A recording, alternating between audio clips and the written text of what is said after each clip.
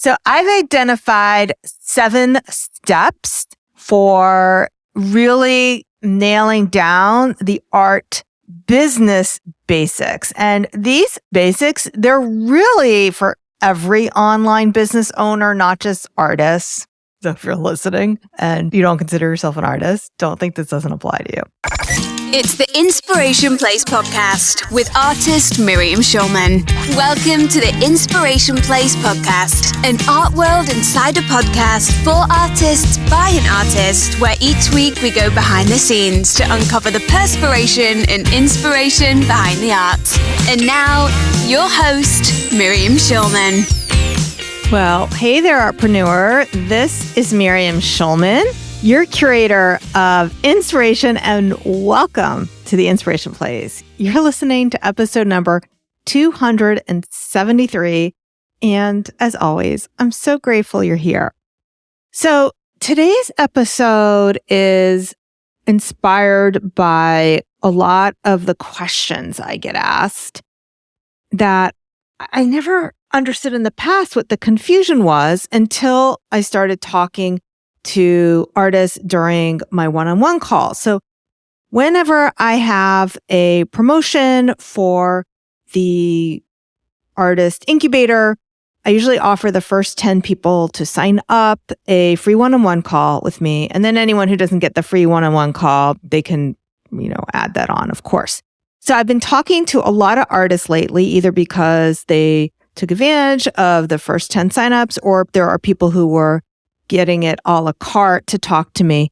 And it was really helping me clarify exactly what the confusion is when it comes to going back to basics. And even though this is a back to basics episode, even if you've been in business for a while, I want you to listen to this carefully, because some of these things I'm seeing even in my more advanced students, clients who have been in business for a while, they still may have skipped some of these basic steps. Some of these I've talked about on the podcast before, and when I've gone more in depth about it, I am going to make sure I tell you which episodes to check out. We're going to link to all related episodes in the show notes. Again, this is 273. So if you're listening in the car, if you're listening while you're walking, you can always go back later to schulmanart.com/273 and make sure you check out all the related episodes. And of course, my book, Artpreneur, has more information as well. Okay, let's get started. So I've identified 7 steps for really nailing down the art business basics. And these business basics, they're really for every online business owner, not just artists. So if you're listening and you don't consider yourself an artist, don't think this doesn't apply to you. So step 1 is open a separate business checking account, separate from personal. And I know people who have been in business for years, who admitted to me that they don't do this. And they read my book and they're like, oops, maybe this is something I should do. Now, I go into a lot of depth in this in episode number 108. I call it the one thing you need to make your art business real. I also talk about it in chapter 4 of Artpreneur, which is take the first step. So the reason why this is important is not just because of bookkeeping and accounting reasons, although let me tell you, it's going to be so much easier at the end of your fiscal year when it comes time to filing your taxes if you do this. But it's also because it creates a mental container for separating out your finances. Artists and business owners who mix them up, they're never really sure what income is coming in from business versus personal and how much money they have and how much they can invest. And then it makes it very confusing, especially if you have a partner who is not your business partner. By that, I mean you have a romantic partner, a life partner, a spouse. And if you mix everything together, you're always going to feel like you need their permission before you invest in your art business, whether that is more art supplies or a business coach or a coaching program like the Artist Incubator, or perhaps software that you need. And when you separate these things, it's going to make those decisions much easier, and it's going to be more motivating for you as you watch your business account grow. Make sure you also practice some related affirmations so that you can increase your capacity for having money. So I enjoy watching my bank accounts grow. Might be one that you need to practice. I know some people, they don't have a problem with making money, but they have a problem with keeping money. And as soon as they have money, they feel like they need to spend it. So keep these things separate and also practice increasing your capacity for having money. So you definitely want a dedicated business checking account with a linked business savings account. I always like to keep several months of expenses in there for when those dips ultimately come. Inevitably, we do have ups and downs in our business, and it's nice to know I have that cash cushion in that linked savings account. The other thing that I have is a business credit card. When I opened my business account with Chase, so chase.com, they're mostly in New York, but I know they have a national presence in the United States. They provided me these 3 accounts: the business checking, the business savings, and a business credit card. Now, here is where some confusion comes in, which I know your question only because of talking to so many artists. All right. You don't need an LLC in order to open your business checking account. And you don't even need to have come up with your name or your logo. And so that's where some artists spend some time spinning. They think, oh, wait, which do I do first? Do I do the LLC first? Do I do the business account first? Do I get my website first? No. You can file all your taxes and create a business checking account without having an official name for your business. And once you do create an LLC or you do change your name of your business, you do not have to change any of those accounts. So when I first opened my business checking account, my business savings account over 20 years ago, it was under Miriam Schulman. I still have the same account. When I opened my LLC, which I did, I want to say that was about 10 years ago, I didn't have to change my bank accounts at all. Now I can have Schulman Art, which is my LLC name. I could have that added to my checking account. I can do things like that, but I didn't have to change any of that. So you can open up your business checking account without having an LLC. So don't worry about that. Now I'm going to just say a few things that are going to be specific to where you live. So for US residents, you can open a checking account as a sole proprietorship without needing an LLC. And like I said, you don't have to change it once you do. It's very convenient to have that business credit card for managing your expenses, always charging to the business credit card, anything online, doing that. For my international artist friends, you also can do this, but I do encourage you, and this is true for everything throughout this episode, I encourage you to research the requirements and consult with local experts for more accurate information. And this is even going to be true when we get into step 2. Step 2, you need a sales tax ID and collect sales tax. So this is for US residents. Obtaining a sales tax ID for collecting sales tax is required for some states within the US. Now, this is where it's going to get a little hairy because the requirement for a sales tax ID is going to vary by state. And the threshold or exemptions is going to vary by state. I know in New York, I needed one. I know when I wanted to sell in Connecticut, even though I was a New York resident, I needed one. If you are selling in any state outside of your own, if you're selling in person, you usually need that sales tax ID for selling in that state. So those who are doing the festival circuits, they need to have a sales tax ID for every state. If you're selling your art online, though, you don't need a sales tax ID for every state that you're selling to. So if you live in New York and you have a sales tax ID and you sell something to Connecticut, you actually do not need to collect Connecticut sales tax and you do not have to pay it. Your domicile is New York. So you don't have to collect or pay sales tax online as long as your domicile is in that one state. So one of the reasons why people like Etsy so much is because you no longer have to collect sales tax for all the different states that Etsy sells to, and they will actually do it for you. So they will collect the sales tax and they will pay the sales tax for you. For your own website, you only need to collect the sales tax if your state requires you to collect and pay sales tax. So you'll need to check that.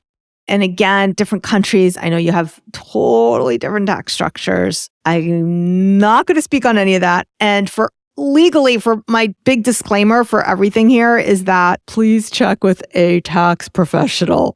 This advice is for informational purposes and does not take the place of legal or financial counsel. All right, moving on. Step number 3, track your income and expenses.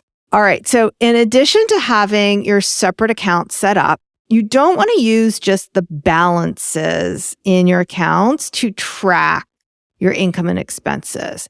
Now, it is so easy to track this. There are online apps and tools that completely automate this. My favorite one is Self-Employed Intuit. I got that, I want to say that was 10 years ago also. And it has been a game changer for me. I used to keep everything in a spreadsheet and it was so time consuming come tax time to figure it all out. I don't have to do any of that anymore. Now when my accountant says it's time to pay the taxes, all I have to do is go over to my self-employed and plug in the tax year and mail them the PDF. It's really that easy. So what you have to do with the Intuit version is that you do link your, again, remember you have that separate bank account. So you link your bank account. If you're using PayPal, most of us are for both receiving and paying things. You link PayPal. You link your business credit card. If you have more than one, you link all of them. So you link all these things up. And then every time you make a payment or you receive a payment, you can set up rules in your app that will mark it as business expense and what category it's in, or business income. And then, like I said, end of the year, I just download the PDF. It's all done for me. It's amazing. And anytime I want to, I can always check and see how much money I've made, which makes it really, really motivating to help me figure out like how much money I've made this month, how much money I've made so far this year, how much I spent. Do I need to watch my expenses? I can also see, how much am I spending on software versus advertising? So all that makes it really easy. I link these resources and many others in the Artpreneur book bonus. So those of you who have bought the book Artpreneur, make sure you get the book bonuses. If you have the physical copy of the book, either because you got it from the library or you bought the book, you can just go to page 232. 232 is where we've linked up where the QR code and the top secret URL for getting the book bonuses. So it's there. If you want to, you can also just email us your book receipt. So if you bought it on Amazon, if you bought an Audible or you have an Audible account, any of those things, because I know the Audible people, they don't have that page number, you can also get it. And if you've listening to the book from a different type of book app, that's, audio book app that's not Audible, just take a screenshot of it in your library, send it to us, and we will hook you up with the bonus package. We just need your email and proof of purchase. Okay. So we want to make sure you get all the bonuses. The book bonus, the reference guide is just one of many book bonuses. And if you haven't gotten the book yet and you want to know the complete list of book bonuses, you can head on over to artpreneurbook.com.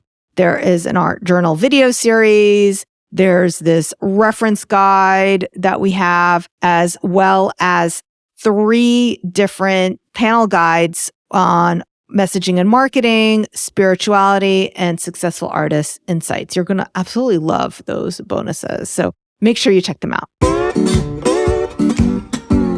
Step number 4, pay your business bills with your business money. Again, this is very similar to the whole idea of having everything separate, but you really do need to have all the separate and have the habit of paying your business bills exclusively with your business funds, not moving money back and forth.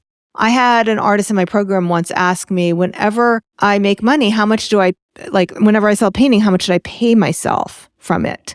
I said, well, you pay yourself all of it. And I think her problem was she didn't have this as a separate business account. So you have a separate business account. When you sell your art, all the money from those art sales goes into that account. Now you can pull money out of that account and that becomes your personal money. That becomes your income. All right. So when we come back, we're going to talk about websites. But first, these words. And now a review of Artpreneur from artist Sabrina Bean. Sabrina writes, a must-have for all artists. As the title indicates, this book is about the business aspects of art, marketing, promoting, and establishing and maintaining enduring relationships with customers. There are many books on the market that discuss the very same. What's distinctive and refreshing about this one is that it digs deep into the psychological factors that hinder our growth as artists, both professionally and financially. It discusses in-depth issues of our own perceptions of the true value of our work, why we do it, and most importantly, for whom, in other words, our target audience. All too often, we put our stuff out there without ever identifying our unique buyers. Schulman explains in her light-hearted yet eloquent style how to identify and expand exponentially one's target audience. She explores and demystifies the whys of getting stuck creatively and shares highly relatable real-life case studies that illustrate solutions to the problems that plague many of us. If you're interested in thriving as an artist and taking pleasure in the journey, I highly recommend Artpreneur. Schulman's insights are a gift. They have totally transformed my perceptions of my work and of myself as an artist. Buy this book. Priceless. Thank you, Sabrina, for leaving that thorough review. To order your copy of Artpreneur in any format, head on over to artpreneurbook.com. Once you've ordered it, you can enter your order number there for exclusive bonuses. And now, let's carry on with the show. Okay, welcome back. Step 5 is all about setting up a website. And by a website, I mean an e-commerce website. So I've recorded episodes already about the importance of having a website. So most recently, episode number 268, why having a website matters. Because I get that question a lot. Do we really need a website? So I want you to go back. If you haven't listened to that one yet, go back and listen to it. It's a deep dive of why you need a website and how it can benefit your art business. And if you already have a website, be sure you check out episode number 178, What's Wrong with Your Website, because I identify common website mistakes. And I've seen these same mistakes over and over and over again. But the number one mistake that I see is artists who don't have e-commerce enabled to accept online payments. So it's so important to be able to make it easy for your customer. Don't make them give you their bank details, like to do an automatic bank transfer thing. Don't make them send you a check. Don't make them email you to find out how much shipping is or what the price is. No, no, no, and no. You want them to be able to see something and click and pay for it. Make it easy for them to buy things. Think about the things you buy. Could you imagine going onto Anthropologie and seeing a dress you like and you have to email them for the price or email them to find out how much shipping is? Just decide. Make domestic shipping free. And if you live outside the US and shipping is expensive to the US, it doesn't have to be free. You can make just shipping within your own country free. But make sure you accept e-commerce. You have e-commerce enabled. I've noticed that most of the websites that are designed specifically for artists, there's a few of them. I really don't like the ones designed for artists. They usually are set up either where it's a print-on-demand site where they encourage you for every artwork you upload that you have a zillion different things you can smack your art on. That's one kind I don't like.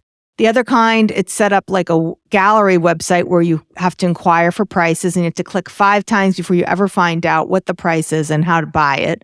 So that's a different kind that I don't like. The ones that I do like are built with either Squarespace or Shopify. And don't spend too much time struggling over which one is better. They're the same. It's like buying a toaster now. Just pick one. It really is not going to matter. Pick one, make it amazing, and move on. Okay, so you want a website that takes online payments. Step 6, build an email list. I have talked about building an email list so many times throughout this podcast, and there are so many episodes that I can link to about deep diving on this. One of my favorites, though, is with Teresa Heath-Waring. That was episode number 168, Why You Need an Email List. That one provides further insights on the importance of having an email list, why social media is not a substitute for emails. So make sure you check that one out. And once you're convinced you need an email list, you're going to want to listen to episode number 171.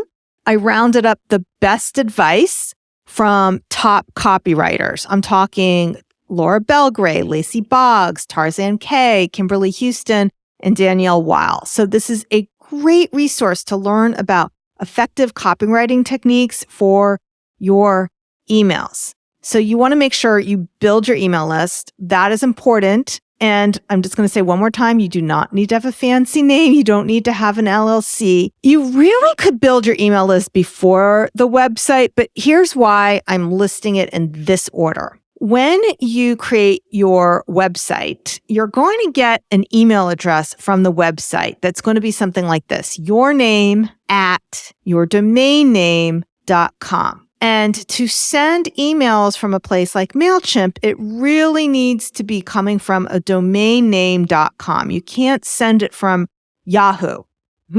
They won't let you do that. It has to be a verified email from a verified domain name. And that's just going to make you seem so much more professional besides. So you do want to have a connection between your website and your email list. The other reason I listed in this order is I know you guys. A lot of you don't want to send emails out if you don't have a way for people to buy your stuff. And the only way they're going to buy your stuff is from a website. So build your website. It doesn't have to be totally built out and totally amazing. Just make sure there's a few things to buy there and they can buy it with e-commerce.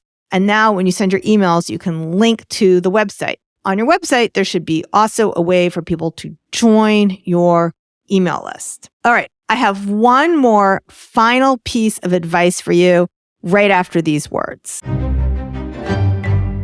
And now we have a review of Artpreneur from Ellie Dashwood.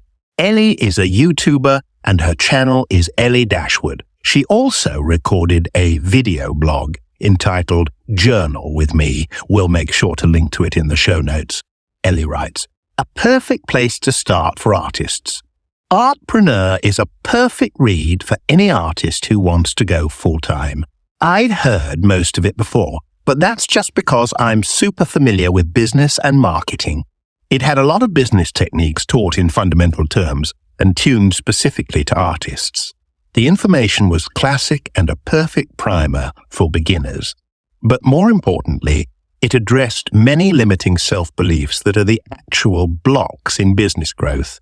I loved how the author walked us through the ideas that could hold us back from believing in ourselves and our art. She helped us examine these beliefs from a different perspective so we could overcome them and reach for our dreams. Overall, it was the perfect combination of believe in yourself and here is what you do to succeed once you believe in yourself. If you want to order your own copy of Artpreneur or check out Ellie's vlog, go to the show notes, schulmanart.com/273. Now let's carry on with the show. Okay, welcome back.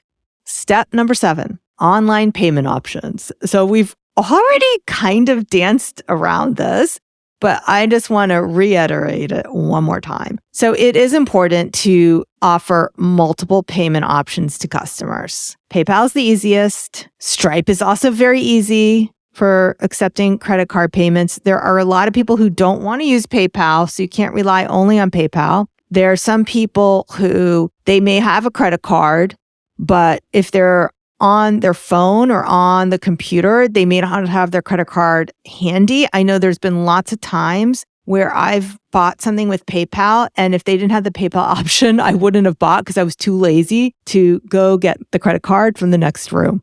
Now my computer actually saves my credit card numbers, and I'm embarrassed to admit that I've memorized my 3-digit credit card number, so that's not a problem anymore. But having a PayPal and a Stripe account is very helpful. The other thing I recommend that you do, especially if you're selling in person, is to make sure you set up Apple Pay and Venmo so that you have additional payment flexibility. There are many customers who are cashless. So you might be meeting them at an art fair and they don't have a credit card on them. And they may not know their PayPal account they may not have that memorized and able to do that at the art fair, but they have Apple Pay and they have Venmo. So always the goal is to make things as easy as possible for your customers to shop with you. So adding Apple Pay and Venmo is just one more way to get rid of the excuse that they may have that I don't have money on me. And they may really want to buy something, but they don't have money on them. And therefore they can't. And they just don't give them your business card and hope that they'll buy it when they get home. Very few people actually will do that. Get them to buy it while they're still in that spontaneous impulse buying mode. And you say, oh, don't worry, I accept Venmo. And they're like, oh, okay. And then they buy it. That's how it works.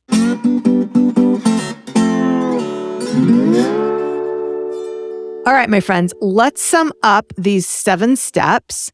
So step 1, open a separate business banking account. Step 2, get sales tax ID if you need it for your state or municipality. Step 3, track your income expenses by choosing one of those nice apps like from Intuit. Step 4, make a habit of paying your business bills with business money only. Step 5, make sure you have a website that has e-commerce. Step 6, build an email list. And step 7, make sure you have multiple ways of accepting online payments. All right, my friend, I hope that this helps you. Thank you so much for being with me here today. I'll see you the same time, same place next week. Until then, stay inspired. Thank you for listening to the Inspiration Place podcast. Connect with us on Facebook at facebook.com/SchulmanArt, on Instagram @SchulmanArt, and of course on schulmanart.com.